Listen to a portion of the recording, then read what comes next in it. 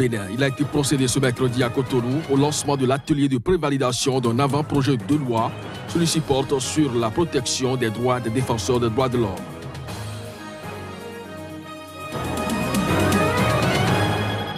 En Libye, le gouvernement d'union nationale a annoncé ce mercredi la signature d'un nouvel accord de cessez-le-feu, un accord qui est intervenu entre milices rivales dans la banlieue sud de la capitale Tripoli. Au Togo, l'Union européenne, soutenue par les ambassades de la France et de l'Allemagne, a démarré ce 24 septembre une semaine de la diplomatie climatique. Le changement climatique est au cœur des actions. Bonjour à toutes, bonjour à tous et bienvenue sur SICA. Le Nigeria semble avoir adopté une position plus modérée par rapport aux géants des télécommunications sud-africains MTN concernant le rapatriement jugé illégal de fonds d'un montant de 8,13 milliards de dollars de ses dividendes. Abuja a assuré aux parties prenantes de ce contentieux que le différend sera résolu. Plus de précision à travers ces images. S'adressant à des journalistes à Abuja à la suite d'une réunion du comité de politique monétaire mardi, le gouverneur de la Banque centrale du Nigeria, Godwin Emefiele, a déclaré que le problème qui oppose Abuja et le géant des télécommunications sud-africain MTN sera résolu, précisant que tout le monde sera heureux à l'issue de cette affaire. En août dernier, le Nigeria avait semé la panique au sein de MTN et inquiété les investisseurs étrangers en ordonnant aux géants des télécoms de restituer dans le circuit bancaire nigérian 8,13 milliards de dollars qui auraient été rapatriés illégalement vers l'Afrique du Sud. La Banque centrale du Nigeria avait également infligé de lourdes sanctions aux 4 banques qui auraient participé à ce rapatriement de fonds. Elle les accuse d'avoir violé de manière flagrante les règles de transfert et de taux de change, les obligeant à payer une amende cumulée de 14 millions d'euros.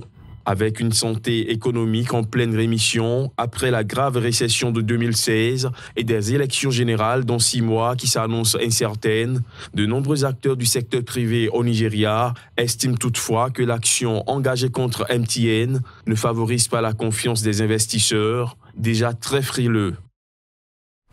Il a été procédé ce mercredi à Cotonou, la capitale économique du Bénin, au lancement de l'atelier de prévalidation d'un avant-projet de loi. Celui-ci porte sur la protection des droits des défenseurs des droits de l'homme dans le pays. Le compte-rendu, c'est signé Génia Lafoura et Juste Dorisou. Les défenseurs des droits humains font l'objet de menaces, de tentatives d'assassinat, arrestations ou encore atteintes à leur intégrité. Pour pallier cette réalité en Afrique et notamment au Bénin, a été rédigé un avant-projet de loi dont la quintessence est soumise à réflexion à la faveur d'un atelier en vue de sa prévalidation. Dans un contexte mondial marqué par des turbulences de tout genre, notamment avec la montée du terrorisme, cet instrument était considéré comme une réponse contre les agressions, les assassinats, les enlèvements des défenseurs des droits de l'homme, devenus la cible des belligérants. Au niveau africain, la Commission africaine des droits de l'homme et des peuples a adopté depuis quelques années plusieurs résolutions spécifiques sur la protection des défenseurs en Afrique, confirmant ainsi la protection des droits des défenseurs des droits de l'homme par la Charte.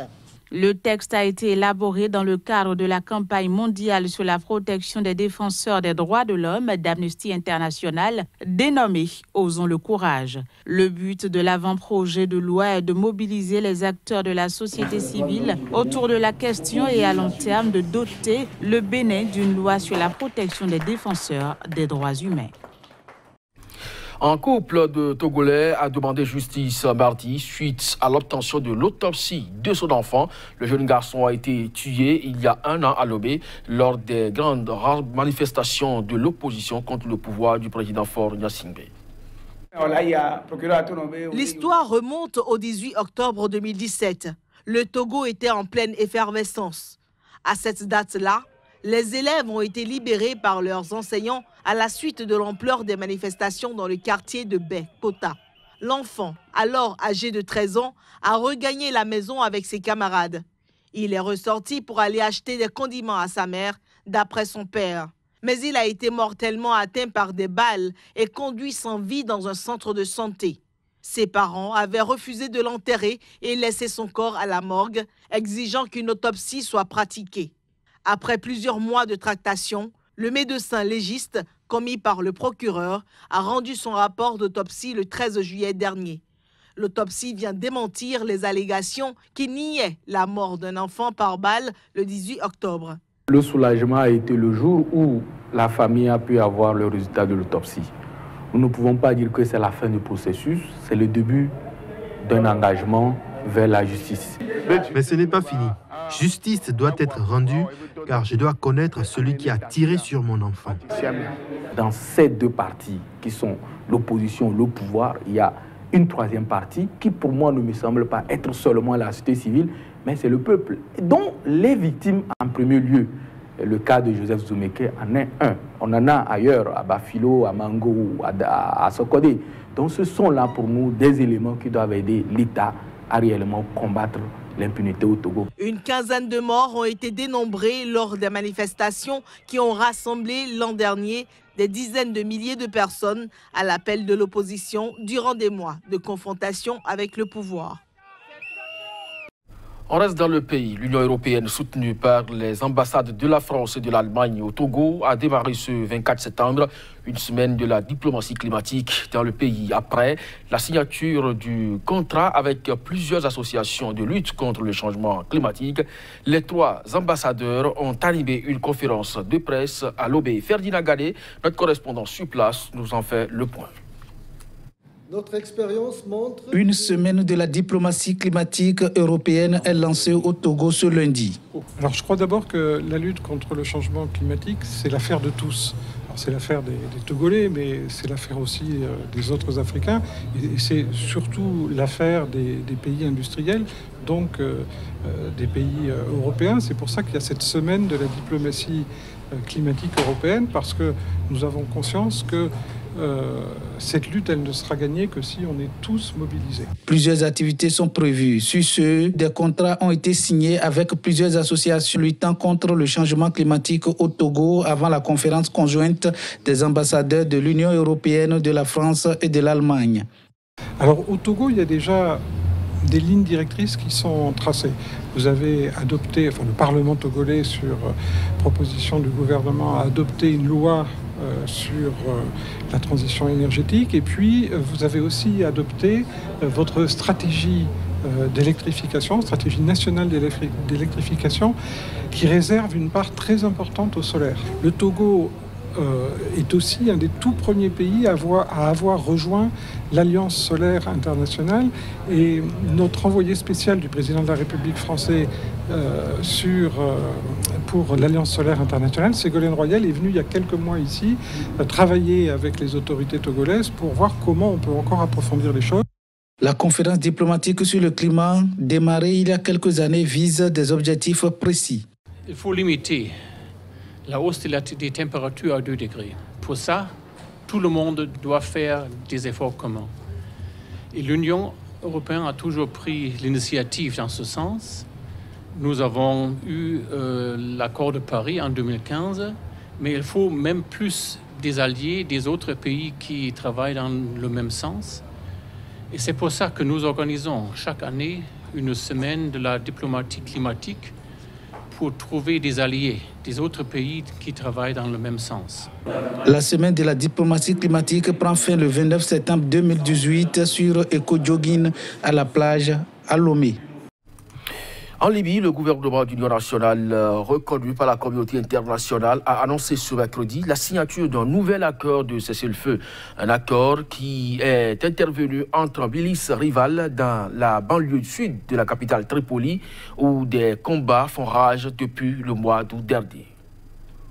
Le nouvel accord de cessez-le-feu entre milices rivales dans la banlieue sud de la capitale Tripoli, annoncé ce mercredi par le gouvernement libyen d'union nationale, avait déjà été précédé d'un arrêt des combats mardi. Il a été signé par des représentants des villes de Tripoli et de Tarhouna, dont sont issues les principales milices impliquées dans les combats. Le texte stipule notamment le respect de l'accord signé sous l'égide de l'ONU début septembre et qui n'avait tenu que quelques jours. Il prévoit également la formation d'une force régulière mixte composée notamment de policiers de Tripoli et Tarhouna afin de sécuriser les divers quartiers de la banlieue sud de la capitale libyenne, théâtre de combats meurtriers depuis un mois.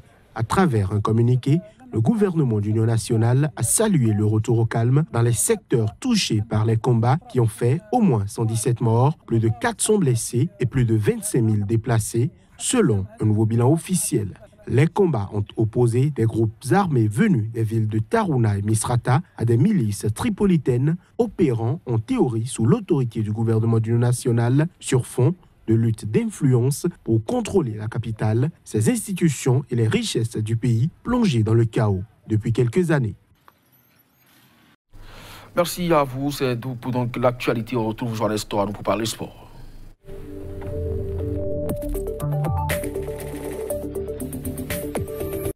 Joannes Toanou, bonjour. Bonjour.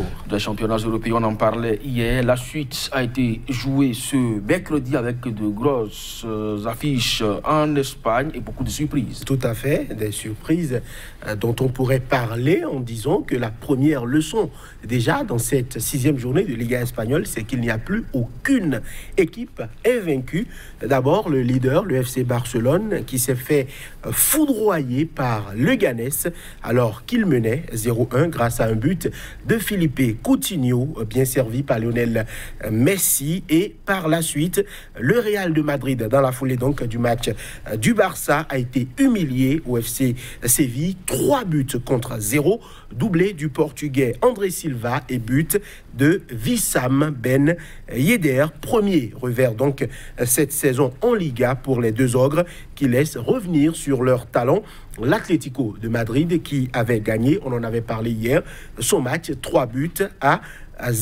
Eh ben, c'est une victoire pour l'ATM qui est très bénéfique parce que à la prochaine journée, eh ben, l'Atlético de Madrid se déplace sur la pelouse du Santiago Bernabéu pour jouer donc le Real Madrid, alors que le FC Barcelone reçoit l'Athletic Bilbao. D'autres matchs rapidement, le Valence FC qui a été tenu en échec par le Celta Vigo, un but partout en Italie. À présent, on peut parler du Chievo Vérone qui a été battu à domicile par la Juve, 2-0. Dybala qu'on annonce sur le départ parce qu'il ne serait pas trop content, et Blaise Matuidi sont les buteurs du match. Udinese a été battu à domicile par la Lazio, 2-1. Le Genoa a battu Bologne 2-0. Naples a cartonné face à Parme, 3-0, doublé de Milik et but de Lorenzo Insigne. L'AS Roma aussi a cartonné 4-0 face à Frosinone. En Ligue 1 française, le Paris Saint-Germain n'a pas fait de détails. 4 buts contre 1 pour l'équipe de Reims. Neymar buteur, Edinson Cavani double buteur et Meunier buteur sont donc les buteurs parisiens sous les yeux d'un certain Michael Jordan qui était à la Corbette. Caen, Montpellier, 2 buts partout. Bordeaux-Lille, 1-0. Lyon est allé gagner à Dijon 3-0, doublé de Dembélé, but de Terrier. Marseille a aussi gagné dans la douleur, 3-2 face à Strasbourg. Amiens a battu Rennes, 2-1 en Bundesliga. En Allemagne, le grand match, c'était Dortmund-Nuremberg. Eh bien, tenez-vous bien, 7-0 pour Dortmund, carton plein. Merci Joannes Toanou, mais en Angleterre, ça se jouait également. C'est la Coupe de la Ligue anglaise. Et ici, c'est la surprise aussi. Liverpool semble ne pas goûter à cette prestigieuse coupe. Tout à fait, quand je viens maintenant, eh ben, c'est la faute à Chelsea qui a infligé donc à Liverpool, tenez-vous bien, sa première défaite de la saison grâce à un but en 5 minutes avant la fin donc du match d'Eden Hazard. Un but ronaldiniesque, qu'on va le dire comme ça. Il a dribblé tout le monde et marqué donc ce second but pour les Blues. Et Chelsea file en 8e de finale de la Coupe de la Ligue anglaise. Il faut dire que eh ben, les deux équipes se retrouvent dans quelques jours dans le championnat d'Angleterre. On verra bien ce que cette seconde opposition va donner. Dans les autres rencontres, il y a un double de Danny Welbeck qui a permis une victoire d'Arsenal, et puis West Ham a atomisé un club de T4, tenez-vous bien, 8-0. Merci donc à vous, Johannes Toano. La journée de mercredi n'a pas été donc celle favorable pour les favoris dans n'importe quel championnat et également coupe. Alors, mesdames et messieurs, ce sera donc tout pour cette édition. Très bonne journée en compagnie des programmes de Sika. À très bientôt.